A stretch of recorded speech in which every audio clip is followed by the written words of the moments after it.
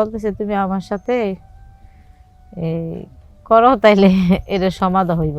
মানে আপনার সাথে বেড শেয়ার করতে চাইতেছে। হ্যাঁ, তো মানে এটা আপনার দেবর আপনার অফার করলো। হ্যাঁ, তো আমি বলতেছি আসলে যদি এরকম একটা বড় ধরনের সমস্যার সমাধান হয় তাহলে আমি তার সাথে বেশ শেয়ার করলাম, সমস্যা কি? এখন তার সাথে বেশ শেয়ার করার পর তার ইচ্ছে পূরণ করার পরে এখন তো আর সে বলতেছে কয় যে সমস্যা তো সমাধান হয়ে গেল। তো আসলে তো সমস্যার সমাধান হয়েছে ঠিকই, কিন্তু আমার শারীরিক সমস্যা না সমাধান হয়েছে, ওই সমস্যা তো সমাধান হয়েছে না। তো জি। আমি মানে আপনার বেডের নিচে একমাত্র ওই আপনার জাদুটুনা নষ্ট করার বুদ্ধি দিয়া, হ্যাঁ, যে আপনি আমার সাথে থাকলে জাদুটুনা নষ্ট করে দেওয়া যাবে। হ্যাঁ, এটা এটা কাইটে যাইবো। আচ্ছা আচ্ছা। তো আমার সমস্যা সমাধান হয়ে যাব। তো তার সাথে তার কথায় আমি রাজি হইলাম, বেশ শেয়ার করলাম, সে আমার বেশ শেয়ার কথা বলছে, আমি করলাম।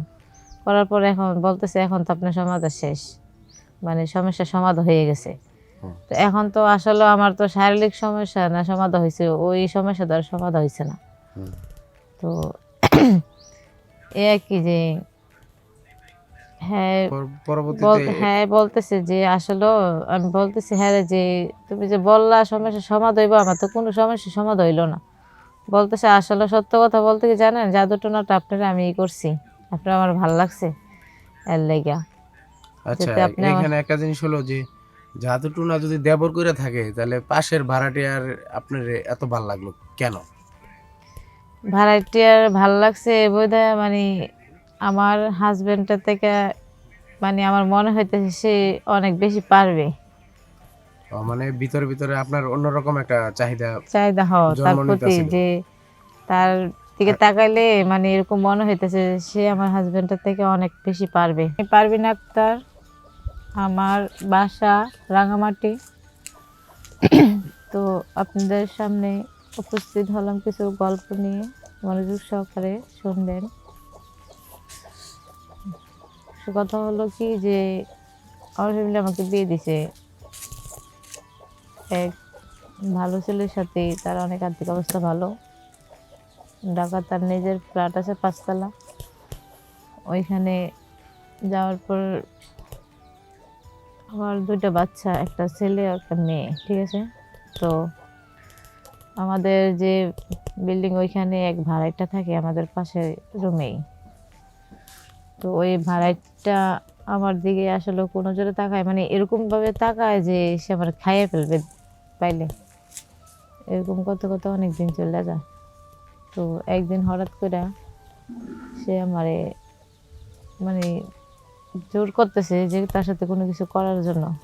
আমি প্রস্তাব দিতেছি, আমি ওইটা রাজি না, আমি তারা সহ্য করতে পারি না এরকম করতে। তো একদিন হঠাৎ করে সে আমাকে, মানে আমি ভাবতেছি যে হ্যাঁ মনে হয় আমাকে জাদু টুনা করছে, জানি না, আমি আমার হাজবেন্ডকে দেখতে পারি না, মানে তার সাথে, মানে তারে আমার ভালো লাগে। তো এরকম করতে করতে একদিন হঠাৎ করে আমার দেবর বলতেছে, মানে শূন্য আমাদের মধ্যে এগুলা নিয়ে অনেক ঝামেলা হইতেছে। দেবর শূন্য বলতেছে কি ভাবি কি হয়েছে আপনার? আমি বললাম কি ভাইয়া এরকম এরকম পাশের বাড়িটা তো আমার এরকম এরকম করলে, তো আমি তো এখন হঠাৎ করে তার প্রথম দেখতে পারছি না, এখন তার সাথে কথা বলতে বা কোনো কিছু করতে মন চায়, ভালো লাগে। তোমার আপনার ভাই ওই ভাড়াটিয়ার বয়স কেমন ছিল? অনেক বয়স, অনেক বয়স বলতে 20, 25, 50 কিরকম? হ্যাঁ 40 বছর তো হবেই।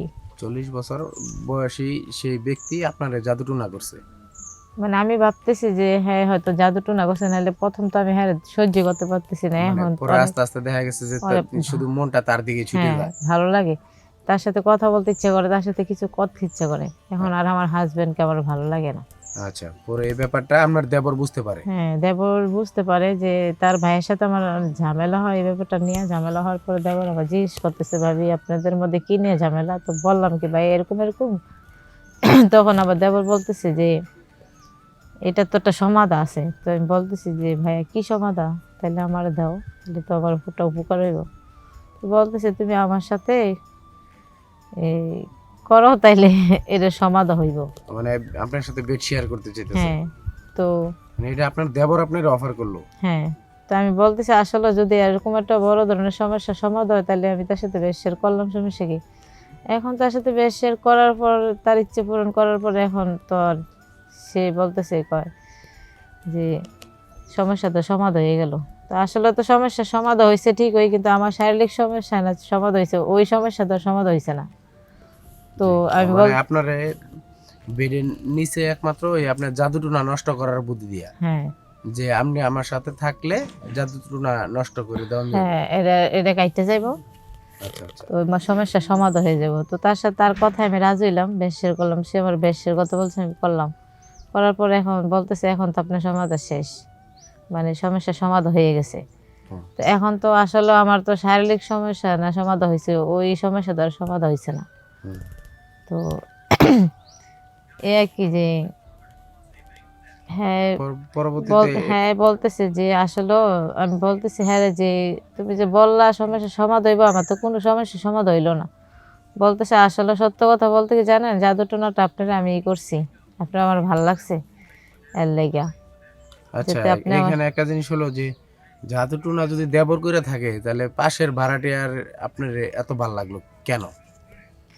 ভাড়াটিয়ার ভাল লাগছে বোধহয়, মানে আমার হাজবেন্ডের থেকে, মানে আমার মনে হইতেছে সে অনেক বেশি পারবে।